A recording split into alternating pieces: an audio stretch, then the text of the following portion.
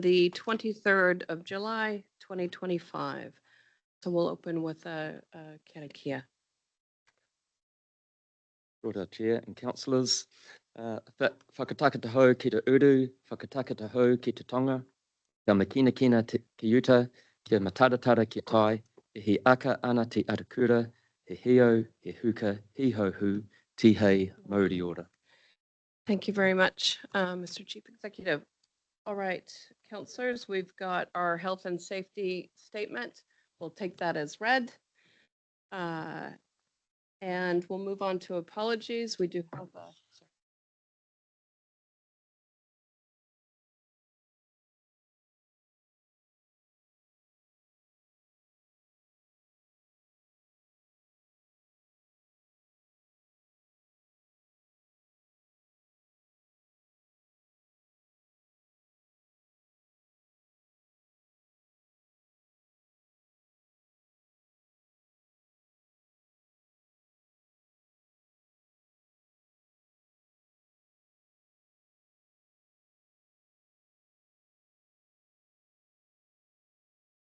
All right, Democracy Dave. That's what we're all going to call you now, by the way. Thank you, Chair. Just a quick health and safety statement for those of you who have not been here before or are not familiar. Should an emergency occur, please follow the directions of staff. The emergency exit is through the main door to the right onto the footpath, and the assembly point is across the road. Be wary of the traffic and please cross at the lights. If you require assistance with anything else, can you please just talk to one of the staff members present and we'll be happy to help you. Thank you very much. Great, thank you, Dave. All right, apologies. We don't have any apologies as we've got a full house. In the chamber, we've got myself, Councillors Hodge, Smith, Dunbar, Smith, Strange, Kneebone, Cookson, Marr, Hughes, and Clarkson. We also have Councillor Nicol online and in the chamber. And also we've got Councillor Graff and Councillor Mahuta online. So no apologies, sorry. Oh, Councillor Down. Oh, yes, Councillor Down. Yes, I'm here. Thank you. Yes. We don't need to move because we're all here. There are no apologies. Okay, we'll go to confirmation of the agenda. I'm going to go to you, Chief Executive. Thank you, Madam Chair. So last night, councillors, I did send out an email indicating that I'd deferred one of the items on the agenda. That was item 7.8, related to the joint management agreement and co-managed land agreement reviews, on the basis that I'd had discussion with some councillors that there was some thought that we might have been going to a workshop after it got delayed from the last meeting, prior to it coming to this meeting, just to have some further discussion and understanding. Some councillors seemed a bit confused for how the legal advice that had been tabled late before the last meeting was being incorporated, and what we were actually seeking from you today with regard to that legal advice. And I felt it was best to defer the item and have a workshop that will enable all councillors to have a level of understanding, so when it comes to make decisions, that they feel that they're in an appropriate space to be able to do so. Associated with that, it begs the question regarding the minutes of the meetings that's been held with Raukawa Te Arawa River Iwi Trust and with the Waikato Raupatu Trust, and I've had quite a bit of discussion with Marley about that. Marley, you might like to comment, but the recommendation is that we should probably defer that so we can get a common level of understanding of what's in the minutes, what the role of those committees are in terms of decision making and recommendations, and how it all fits together. Marley, you just might like to comment on that. Good. Thank you, Chris. Perhaps I'll just reiterate the key things that you've already explained. We both agree that it will be really beneficial to everybody around the council table to have the opportunity to workshop the matters that have been deferred. So there is a shared understanding about process related to decision making and how it all fits together. Question, Madam Chair, if I may. Yes. That being the case, I spoke to you yesterday and would like to see the final articles brought to us with track changes because that document is absolutely difficult to read and understand because of the disjointed nature of it. And that's not a criticism, but it's just not helpful. So can we have a look at those to simplify and make it quite clear? Thank you. Through Madam Chair, we'd be happy to do that. There's still decisions by council to be made about whether they would want to accept some of the legal advice, but I understand the requests being made, and we could certainly work up what it would look like if they were all incorporated in the first instance, and to be discussed at a workshop so it can come for decision. More important that we take the time to ensure that we understand all of the suggestions that have been made, all of the advice that we've received, and make sure that we're making a solid decision going forward. Councillor Mahuta. Note the advice, accept that, but that my expectation is we will consider this report before the end of this triennium, just to give it priority. Otherwise, at least it drag over. Kia ora, Madam Chair. Thank you. All right. So with those changes to the agenda, do I have a mover for the agenda? Councillor Strange. Seconded Councillor Smith. All those in favor? Opposed? Carried. All right. Disclosures of interest. Any new disclosures of interest from councillors or disclosures in relation to any matters before council today? No? Okay, so we'll go through our minutes. Now, previously in this triennium, just to ensure that we spend our time in our council meeting focused on the decisions that are before us, we have tended to gather all our minutes together and try and be quite judicious about how we work through them. But I just want to make sure that, given we've had a few questions come up of late, I want to make sure we work through this appropriately and that everybody understands what's being approved or received or whatnot. So, Dave, take us through. Good morning. What I will do here is I will go through each set of minutes that we have before us. We will be focusing in this part of the meeting, obviously, on the open minutes only. And I will clarify whether we are confirming or receiving minutes. And I will also highlight if any of those minutes contain any recommendations for council to consider. So I will begin with the council minutes on the 24th of June, which is our last meeting. These minutes are on page 8 of your agenda and are before you to confirm them as a correct record. Do I have to confirm those? Councillor Marr and Councillor Hughes? All those. Oh, Tippa, did you have, is that just a thumbs up saying? Yep. Yep. So we've got a mover and Councillor Marr, a second and Councillor Hughes. All those in favor? Opposed? Carried. And then we go to 6.3, is that right? Yes, the next set of minutes that we are looking at is 6.3. These are on page 85 of your open agenda, being the Finance and Services Committee minutes from the 4th of June.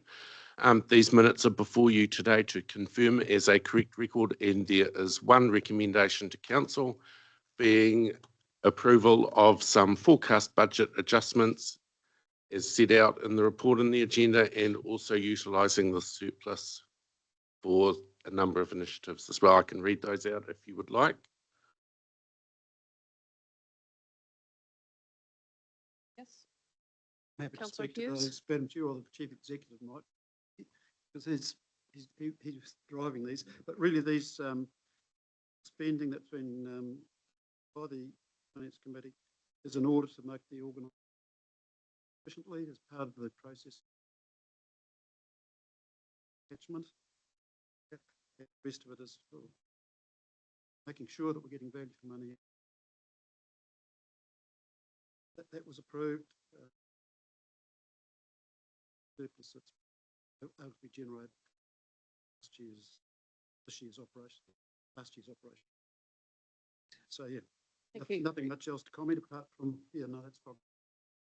Happy to move that? Yep, happy to move. Happy to second. And Councillor Mahuta, all those in favor? Opposed? Carried. Our next set of minutes before us are minutes from the Regional Transport Committee meeting held on the 9th of June 2025. These minutes are before you for receipt only. There are no recommendations to council to consider. Happy Page to move. 138 of your agenda. Councillor Downard, did you want to speak Yes, to this? happy to or move. Move it? Madam Chair. Right, moved by Councillor Downard. I got a second. Councillor Strange. All those in favor? Opposed? Great. So moving on to item 6.6, these are the minutes of the Civil Defence Emergency Management Group meeting held on the 16th of June. These are in your agenda at page 148, and these minutes are before you for receipt only, and there are no recommendations for you to consider.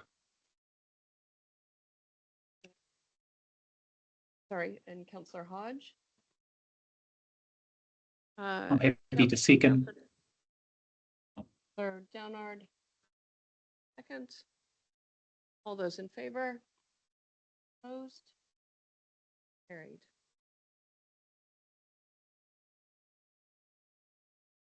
The next set of minutes before us is the Risk and Assurance Committee meeting held on the 18th of June. This is on page 179 of your agenda. These minutes are before you for receipt only. There is a recommendation from these minutes for council to consider, and these have been tabled as a separate item, which is 7.6 on the agenda, which will be discussed later in the meeting. So just to reiterate, these minutes are only for receipt. There's no actions or recommendations to consider.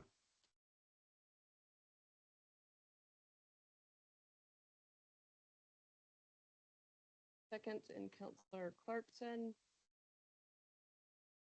All those in favor? Opposed?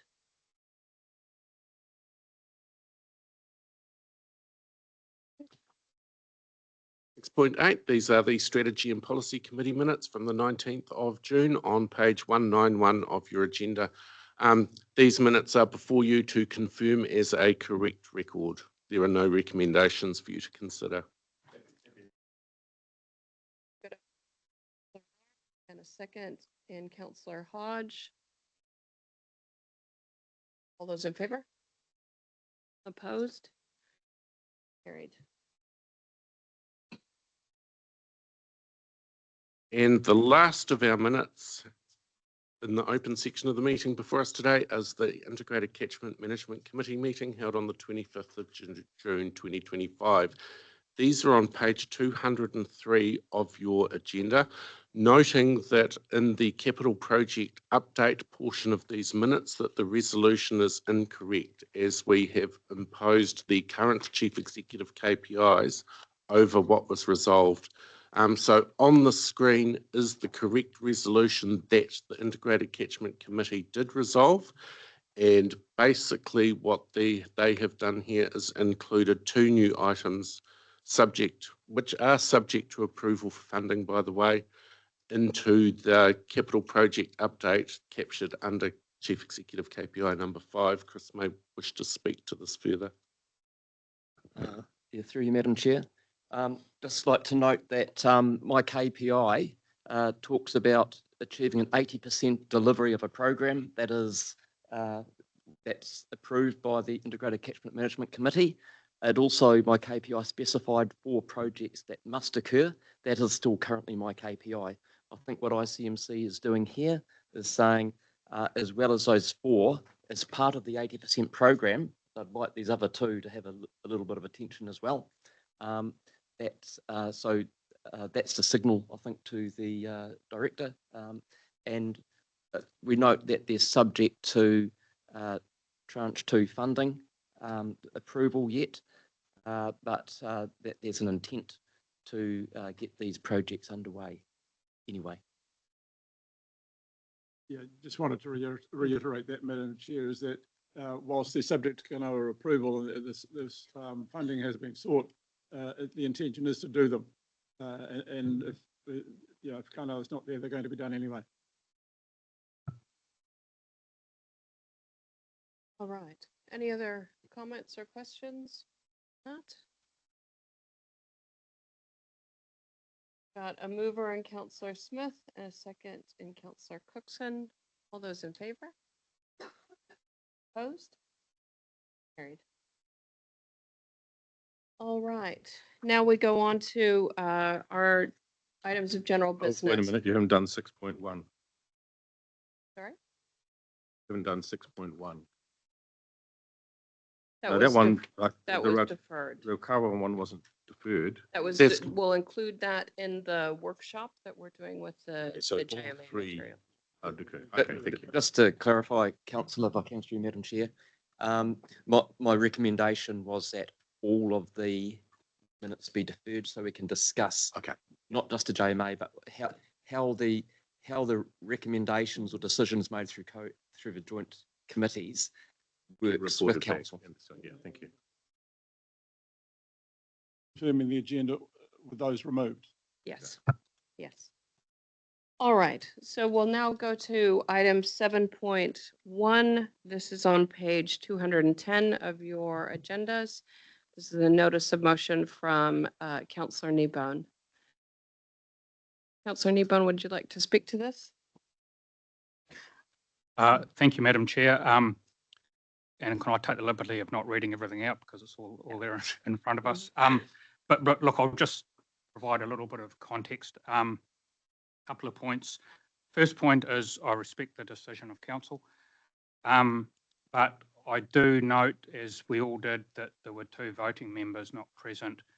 In my view, it therefore didn't reflect the democratic decision well, the view of council. I appreciate it, respect it, acknowledged the decision on the day, but and to my mind, it was always going to come back and bite, because clearly there's differences of opinion on whether we should or shouldn't be a member of LGNZ.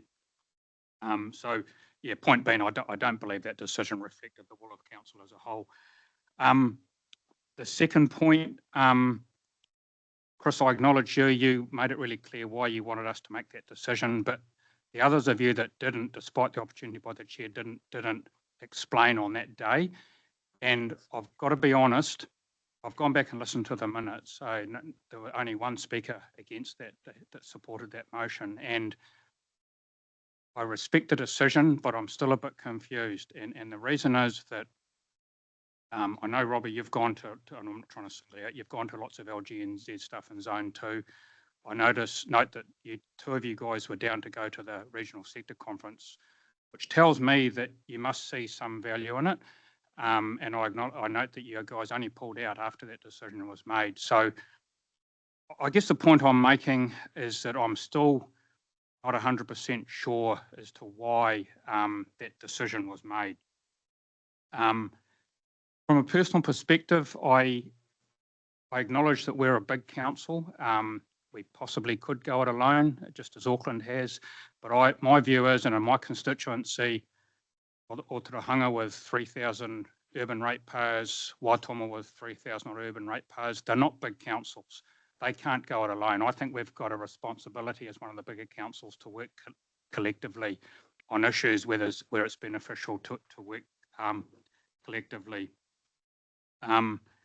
And I guess just the last point, I see there's nearly 900 emails have come through encouraging us, reference to me not to put this recommendation that I'm putting today. I just want to make it noted for the record that I haven't had any pressure in any way whatsoever. I don't have one single email pressuring me to make this decision. But I have got nearly 900 pressuring me not to make this decision. So that's the only pressure. And I welcome a Lagoima look at my emails to back that up. I haven't had one single email yet. So I'll leave it there, Madam Chair, and move accordingly. Yeah, thanks. Do I have a second for that? I'll second it.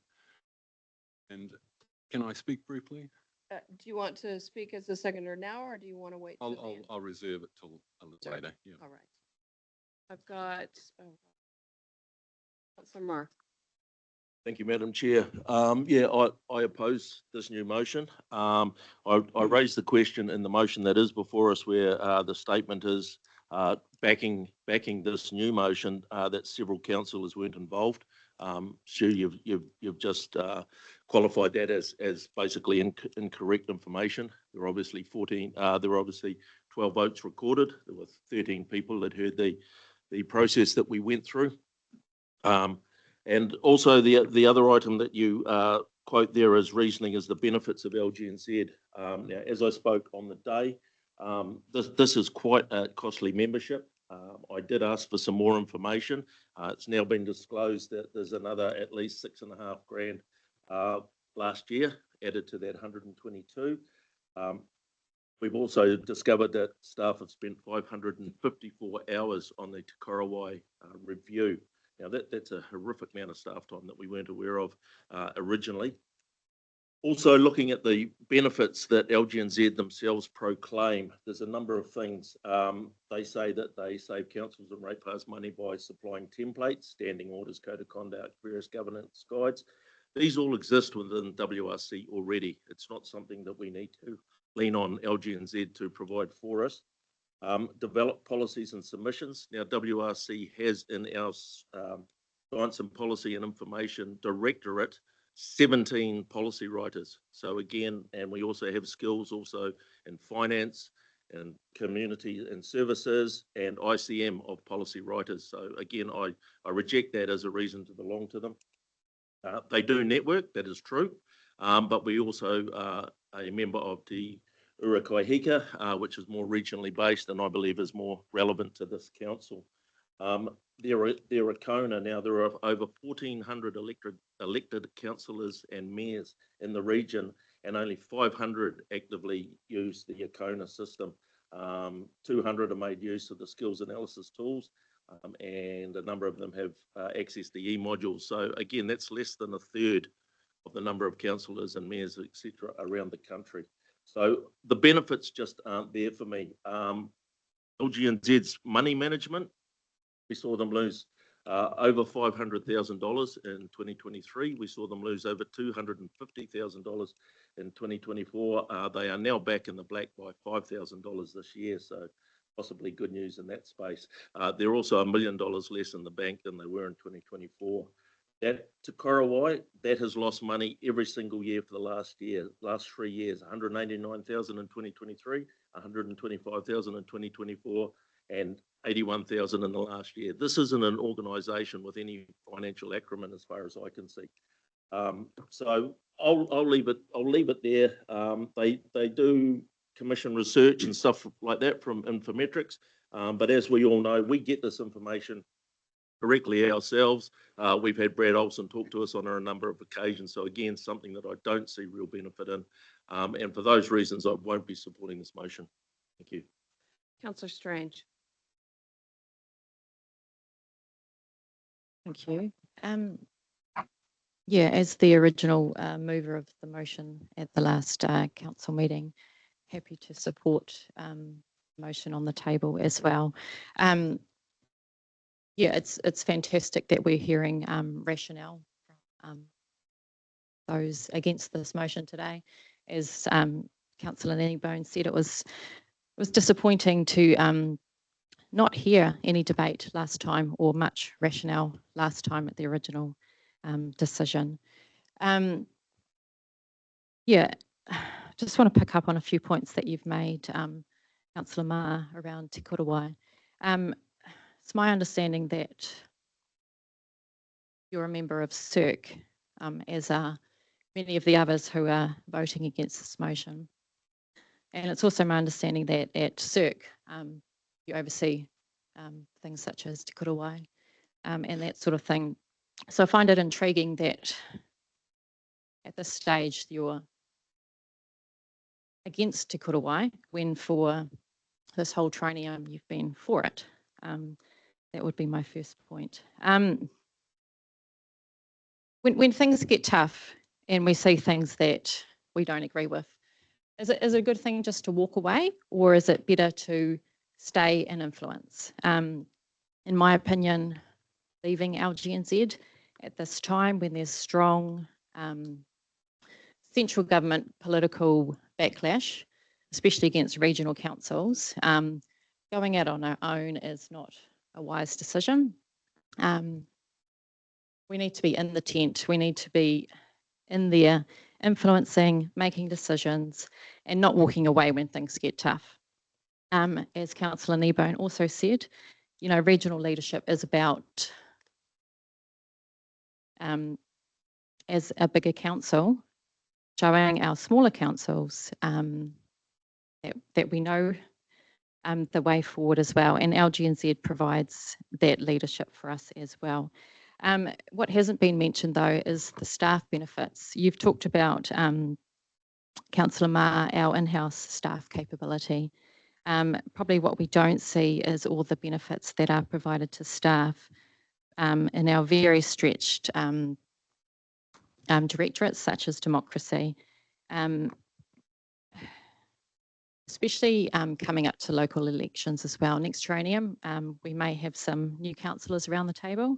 The induction program that LGNZ supports and provides resources for is of immense benefit to our staff and their staff time.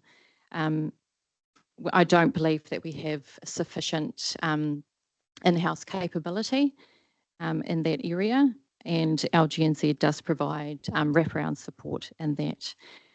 You mentioned ACONA, the online training and development for elected members. It is disappointing that more people don't take that up. It's a fantastic resource and I've used it myself quite a lot. Lastly, yeah, I do think that you know, we are fantastic leaders within the Waikato, and us pulling out now doesn't make sense to me. I actually attended the regional sector tour last week and the LGNZ conference on behalf as a voting delegate from this council. The regional sector tour was an incredible opportunity to see other regional councils and to connect with those leaders throughout New Zealand as well. What we saw on the West Coast compared to the challenges that we face here in the Waikato, it was just a different scale, and it was fantastic to see their flood protection and other things as well. As for LGNZ conference, hearing straight from the Prime Minister and ministers, as well as the opposition as well, was yeah, a really incredible opportunity. So I'm supportive of the motion. Thank you. Councillor Smith. Thank you. When Councillor Hughes brought this matter to council a couple of months ago, I seconded the motion that asked for some discussion and background on the benefits to Waikato Regional Council and therefore the ratepayers and community within the Waikato region belonging to local government. As a result of that, council brought members of Local Government New Zealand to a presentation, and I must say that I was horrified with the presentation from the board member, who was completely unprepared and I believe unprofessional in his delivery to us. The only shining light that day, I believe, was the Chief Executive of Local Government New Zealand. Then she told us that she was leaving the organisation within 2 weeks. I abstained last month because for some years, and I've been a councillor now for nearly 18 years, I have been concerned about Local Government New Zealand and its benefit to the local government sector and to the Waikato in particular. I wasn't sitting on the fence, as that kind note that was put here by somebody as a joke before the meeting today. I was not convinced of my position and the benefits to council. So I met with the chief executive following that resolution to leave council last month.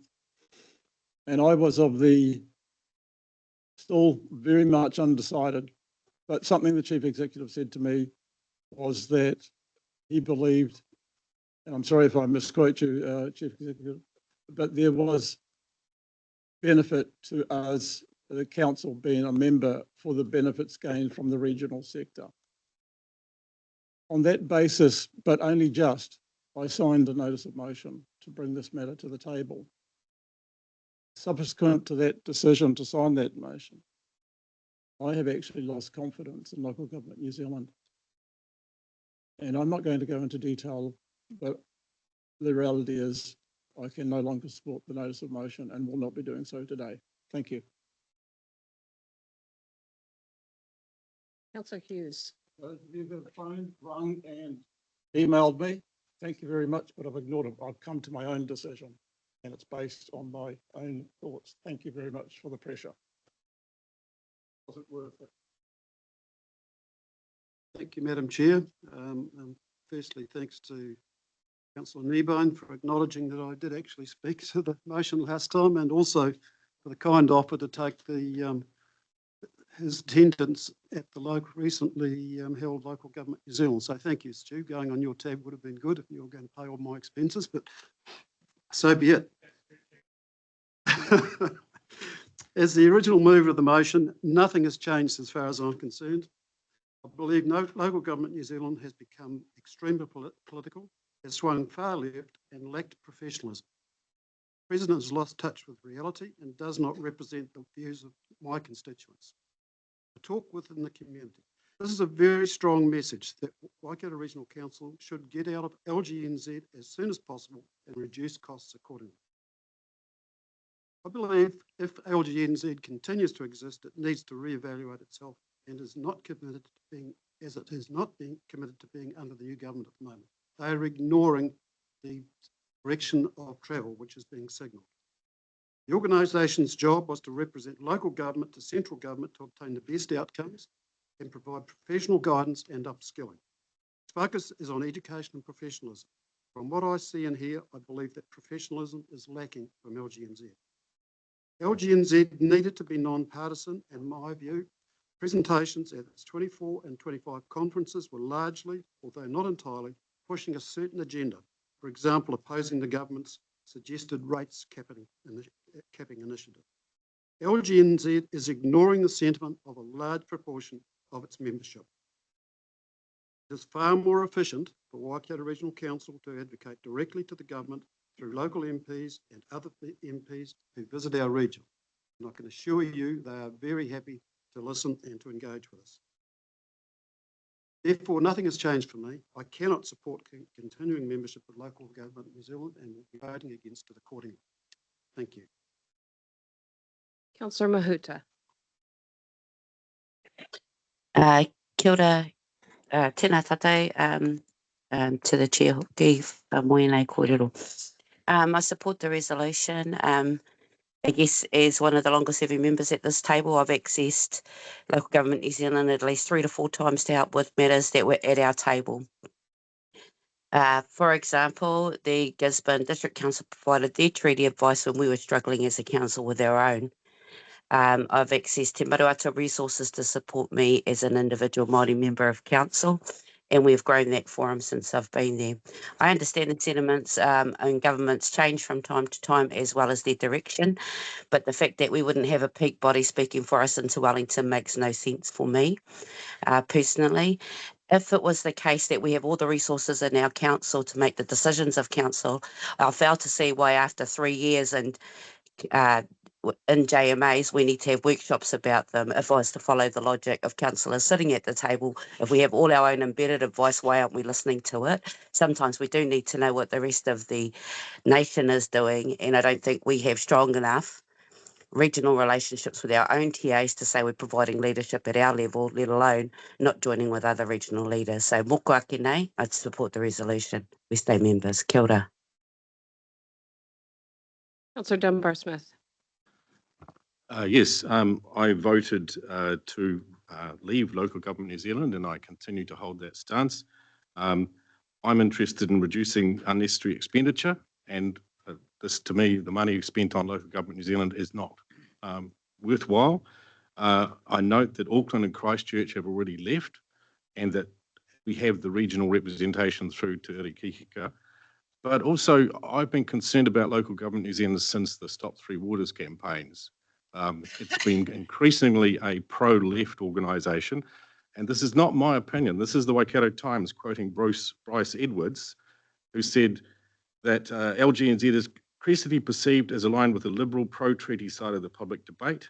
This has alienated lots of councils who aren't on board, and so for that reason, I believe that we should not be a member.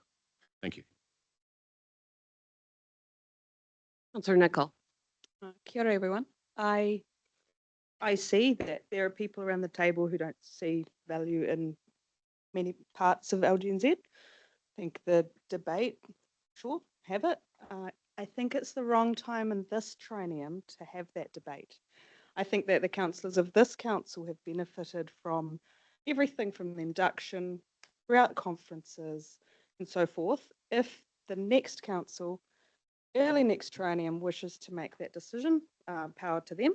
But I believe that we've benefited this time.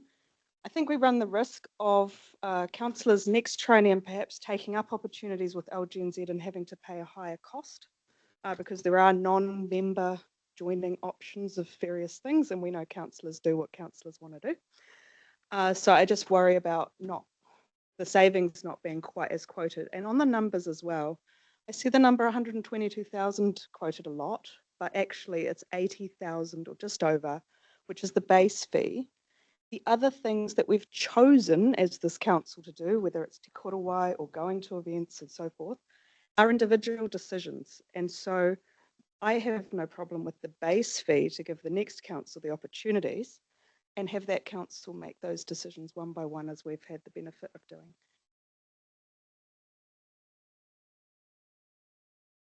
Thank you for that, councillors. I suppose from my point of view, I voted to stay in LGNZ last month.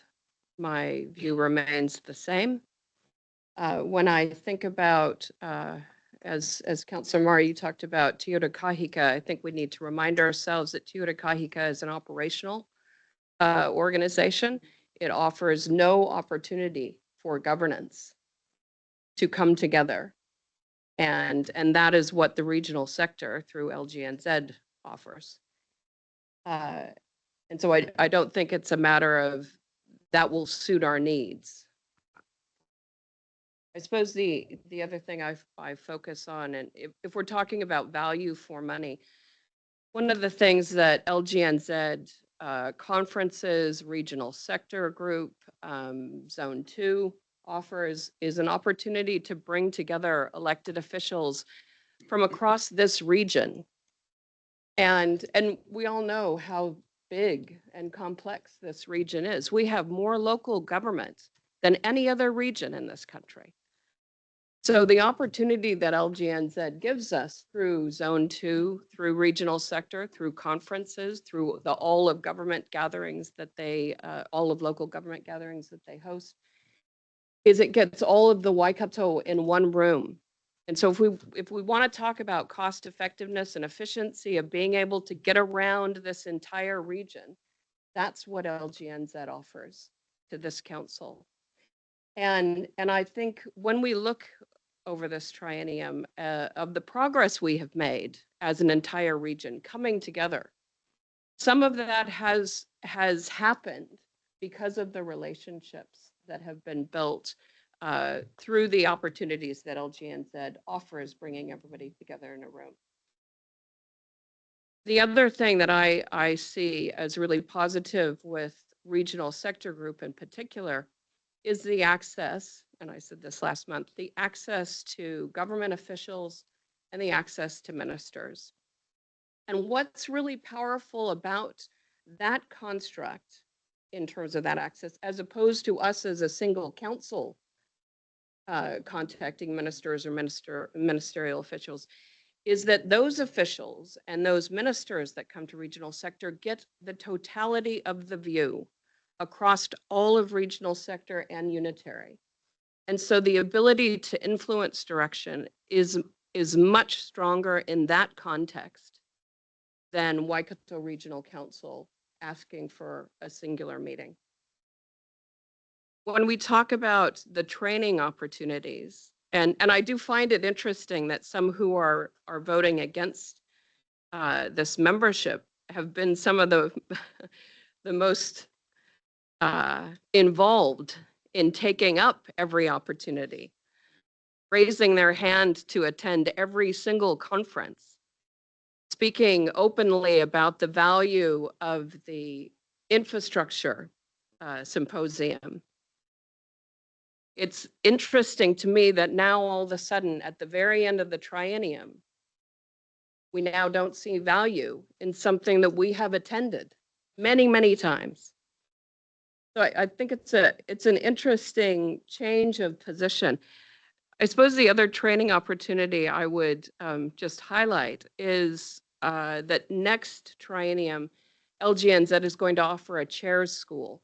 They've always offered a mayor's school, but they haven't always offered a chair's school to regional sector. And that's one thing that they're offering next time. Now I can speak as a first-time chair of a regional council. It can be a daunting task. And the opportunity to sit alongside other chairs to develop those relationships where if you're wondering how to proceed on something, or if you'd like some advice, you want to check in, you need a little bit of support, those relationships across the country are really valuable. And it would be really sad, in my view, if whoever is the next chair of this council doesn't have that opportunity. So I remain committed to our membership at LGNZ.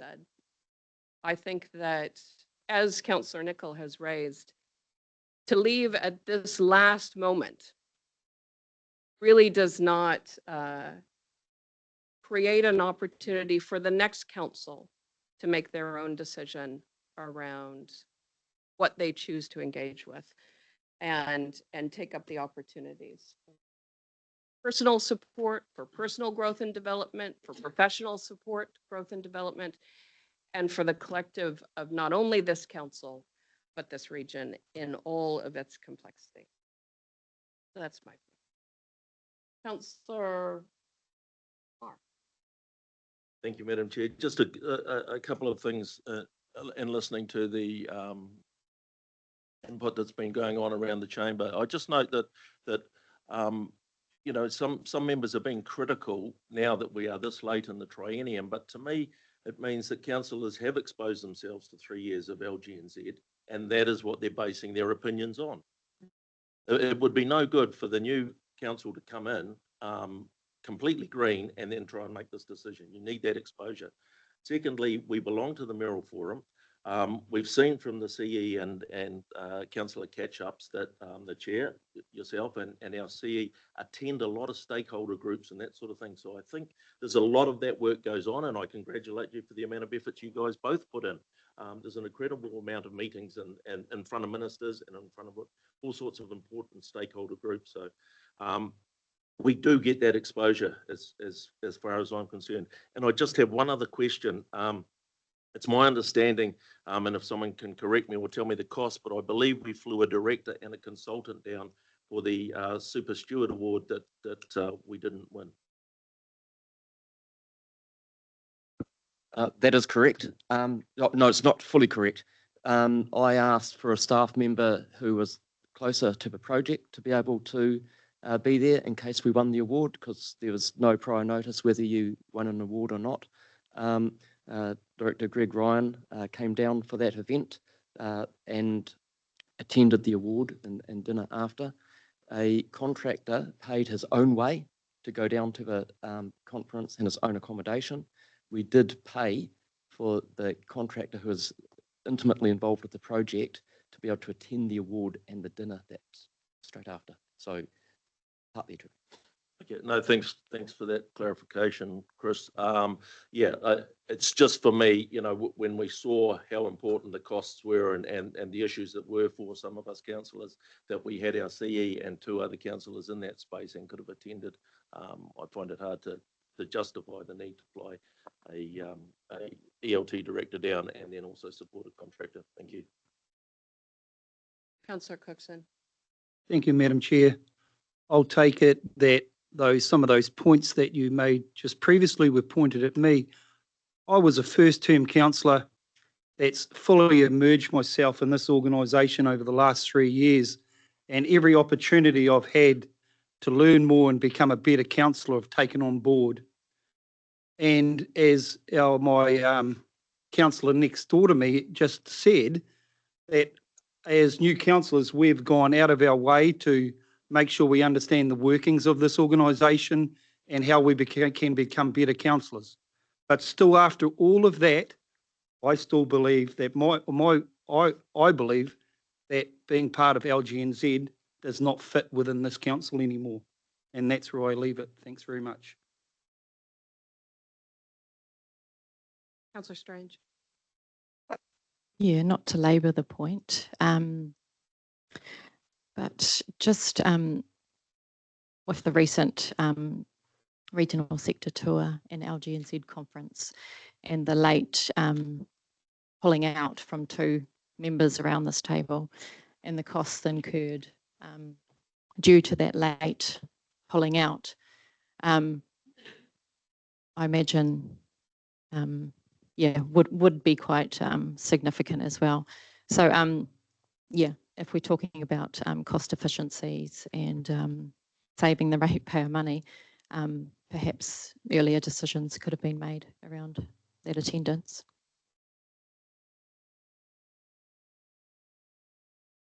Councillor Clarkson. Yeah, I just wanted to speak in support. I will try not to, we've heard so much already from people and the 2 sides have been canvassed widely, but I did want to just reiterate a few points. I've benefited from attending Zone 2 in particular. Zone 2 for me has been a highlight of local government New Zealand's operations, and the main reason is simply the fact that that forum that is organised for you, and some of the guest speakers, I must say, have been outstanding. And in at least one case, I've followed up by going to meet specifically with that speaker to try and understand the topic that was being outlined in more detail. It was extremely valuable. That was the RMA reforms and Dr. Mark Davey, who spoke at the last Zone 2 meeting. I am somewhat concerned about some of the ideas that are being interwoven in the discussion today, because first of all, the comment about left wing. I've attended a local government New Zealand conference and I've attended Zone 2, and I can assure you that I saw the full right political spectrum in both events. I just can't understand where that concept is coming from. And of course, you know, there are people of all political persuasions who turn up at those meetings and you get the full range of viewpoints. And again, I wanted to reiterate, this is the whole point of having a collective approach to things, is you can test ideas and debate ideas and hopefully come to some collective view on what the way forward might be. And to me, that's the most important thing, the way forward. I've been a student of history for most of my life, and I've learnt one thing, and that is that the policy of isolationism, which is well known in historical circles, has never been a great winner. It's never done the job for the nation or the organisation that adopts it, because it basically disconnects you with the wider world and therefore your understanding of how the world works and how you might adapt and change and find the solutions to the problems that you're confronting. So I just don't buy an isolationist approach. In all cases I'm aware of, collective and collaborative approaches are always superior, and working alongside your partners, in particular other territorial local authorities, to understand what their issues are, Yeah, we are completely different as a regional council. We need to understand how they operate and how we can work alongside them as well. I also think that one of the key roles that local government New Zealand is a protective mechanism against, sorry, Chris, against some of the notions that are being promoted by central government. It's not a question of reading the room at all. It's about using our expertise to inform the debate, because as Winston Peters recently stated, he made the concession recently, it's been in the media, that the people who know best for the scenarios that we're encountering are local government. We know more about what works for our people than what central government knows about what is needed at a national scale. So I don't buy that business of isolationism, and I don't buy the business of we are not reading the room or we need to listen to what we're being told. No, we need to provide the best possible advice to central government on what will work at a regional scale. That is our responsibility as regional councillors. So my last point might be, Te Korowai, Council Mark, yeah, we can take it or leave it. That's okay. You know, we don't have to follow all of the things that are put in front of us. But just remember, if you read the Te Korowai report, the Council Mark report, it made a good number of suggestions that we did not adopt as council laws. And they are ones that I think that would have enhanced and improved our performance. So I think we need to be a bit more open-minded about what is being provided to us as advice. So yeah, I'll close on that matter. I think that we should stick with local government New Zealand, and we should work with them to get it to be what we want it to be, not just step away at this late stage. Thank you. Councillor Nicol. Thanks. I can actually see where the perception comes from. I've been part of the Young Elected Members group as well, and thoroughly enjoyed it, thoroughly get support. But I've found myself at one of their hui thinking, this does feel a bit like that. And so I hear you. The thing is, though, that some of those things are simply evidence-based and therefore slip into their agenda in a way that I suppose some people think, you know, it's past the debate. And so I can see why it's there. We're in a really polarized, politicized environment, atmosphere, more so than at other times, other elections previous. I think LGNZ would be less without us, and I mean all of us. I don't see the Prime Minister or Minister Watts saying that they don't like meeting with Sam Broughton. I don't see them saying they don't see value in LGNZ. So that would be the kind of thing that would be required for me to really see that there was full support behind that kind of view. I do feel that local government is under attack by the coalition government at the moment. Maybe that's my perception, and I'm actually really pro-reform, but I would like Waikato Regional Council to be part of LGNZ, to be part of figuring out what we look like in future rather than being on our own, because reform will come, as it should, but we should be part of shaping it. And I note we still haven't taken every opportunity as a regional council to collectively, all of us, give them our feedback on how we think they should be better. I was pretty brutal with them at the last 2 meetings of how I want them to be different. But unless we do that, we haven't gone to all the lengths we could do to make that and ourselves as a whole as powerful as we can be. Because I think we forget about the independence of local government quite often.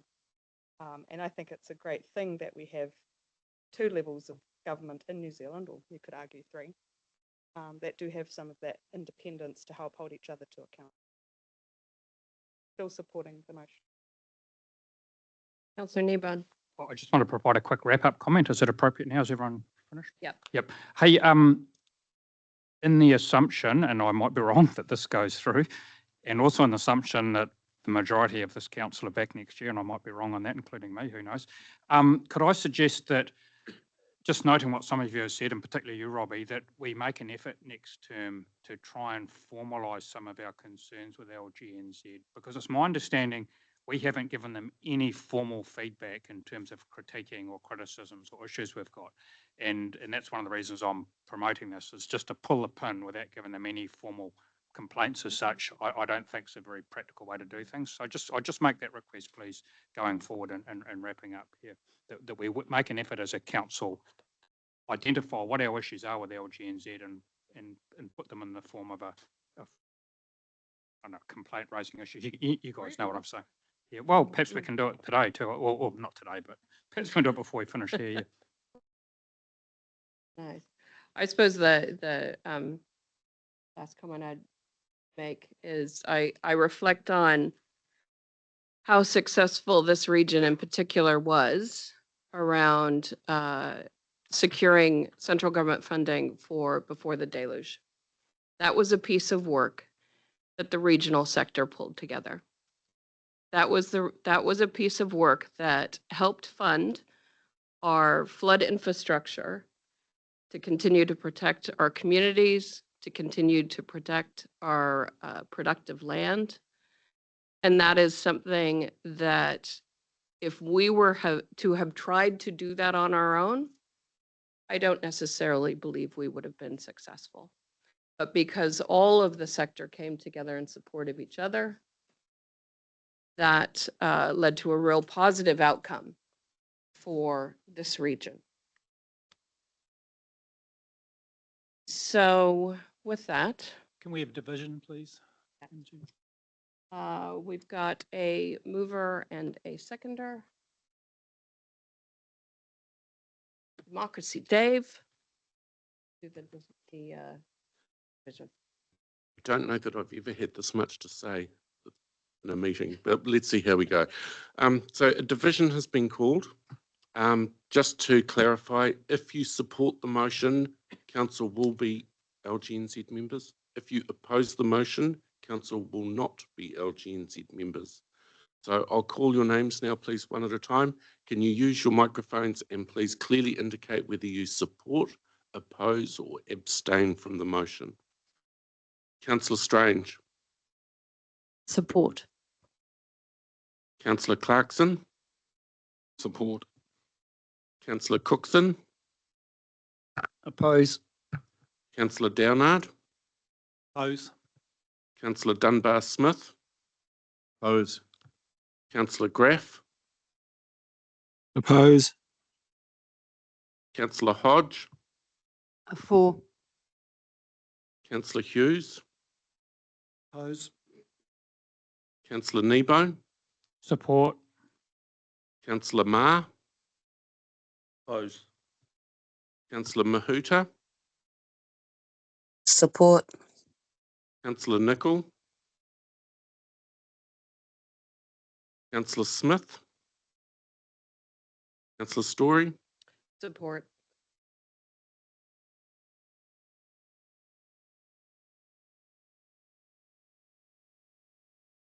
The vote is tied 7-7.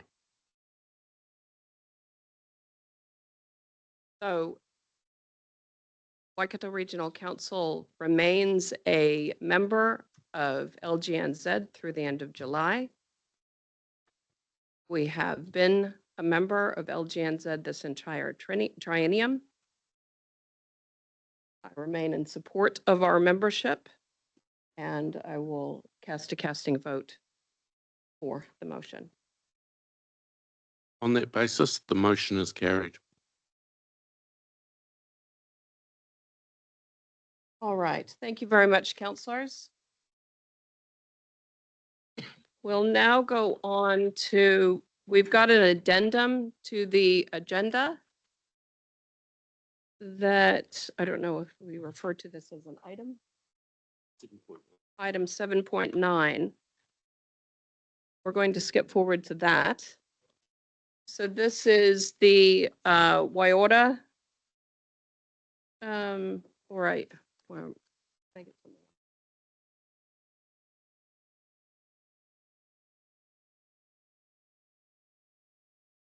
All right, so this is the terms of reference for the Waiota Co-Governance Committee.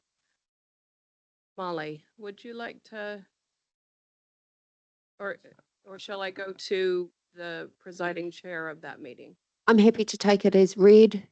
Throw over to Councillor Smith, who might have some things he'd like to say about the topic, and then I'm happy to answer any questions that might arise from discussion. Kia ora. Thank you. A very interesting meeting, a very successful meeting from my perspective. We came together as strangers. I think, Leah, we are not less strange, but we are more understanding of what the purpose of the Waiora Committee is.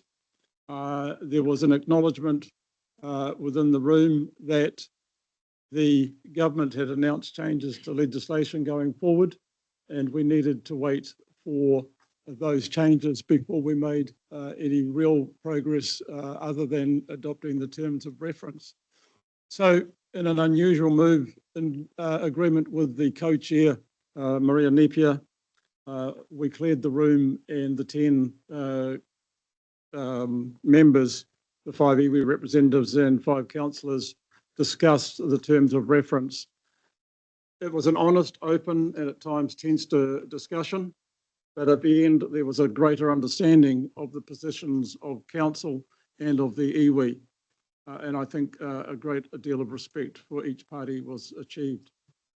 As a result of the in-house caucusing, the committee came up with a unanimous resolution, which is not before you, but I believe it's been circulated what we did.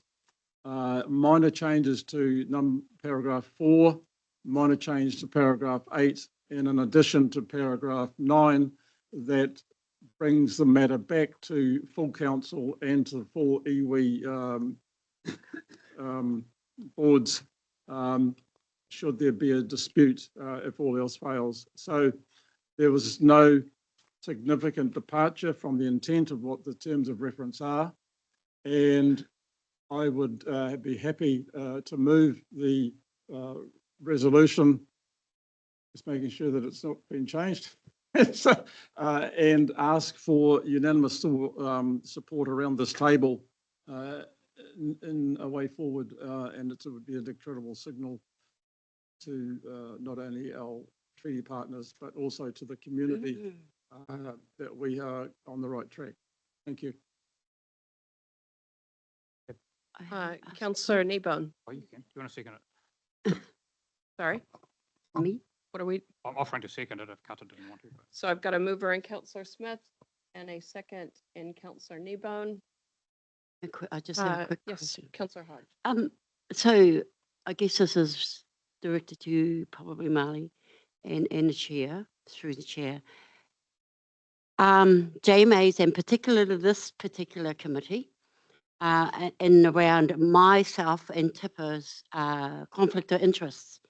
So I rang Marley because I was going to be the alternate for Raukawa, and I rang Marley to see where that stood. Personally, for myself, I didn't see a problem because when I've got a hat on for any particular organisation, that hat is what I wear. On behalf of Marley and my conversation, I decided not to come to that meeting as the alternate for Raukawa.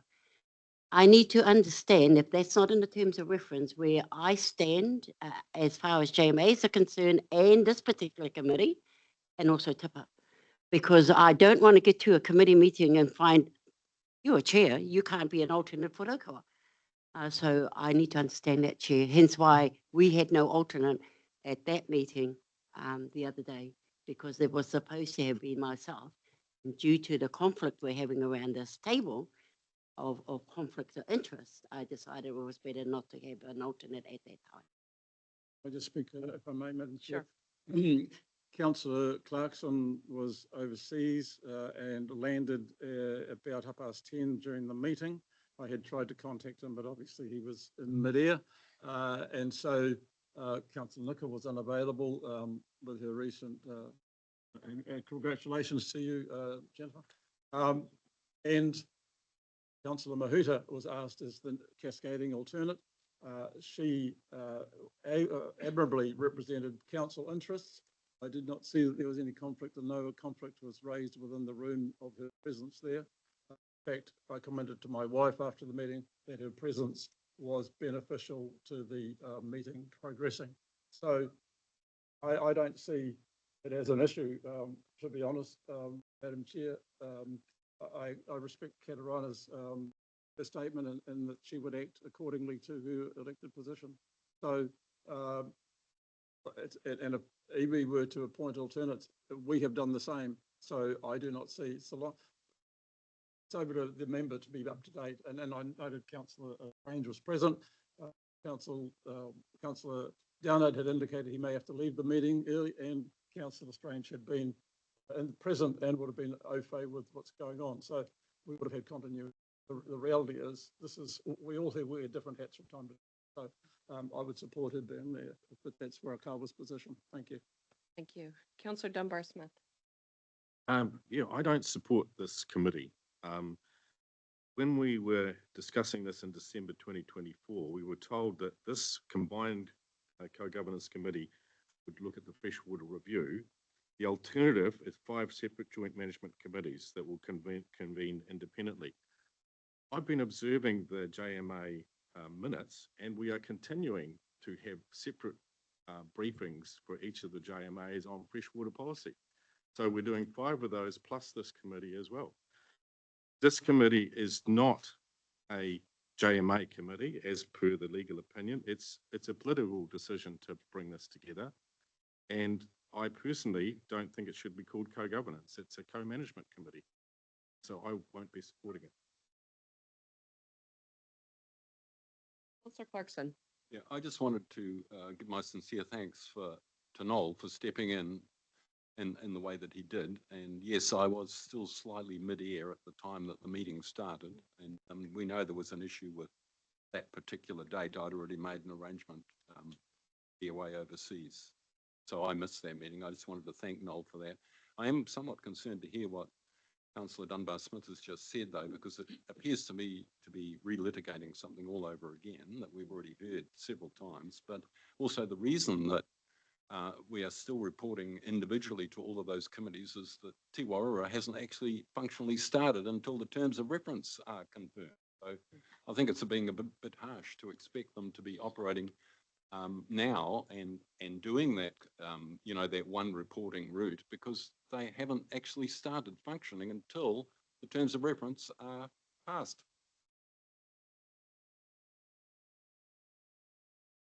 All right. Anyone else wish to speak to this? If not, we've got a mover in Councillor Smith and a second in Councillor Kneebone. All those in favor? Aye. Opposed? Opposed. Could you have my vote recorded, please, Madam Chair? Councillor Graf opposed. So Councillor Graf opposed. Who else would like their vote? So we've got, we'll record Councillor Graf, Councillor Marr, Councillor Hughes, and Councillor Dunbar-Smith. Motion. We'll declare the motion passed. All right. Thank you. Thank you, Councillor Smith. And thank you, Councillor Smith, for your chairing of that meeting. I did sit in for most of it, other than when you kicked all of us out.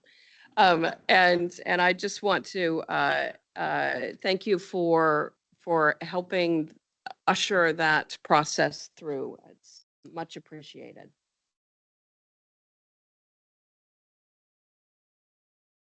All right.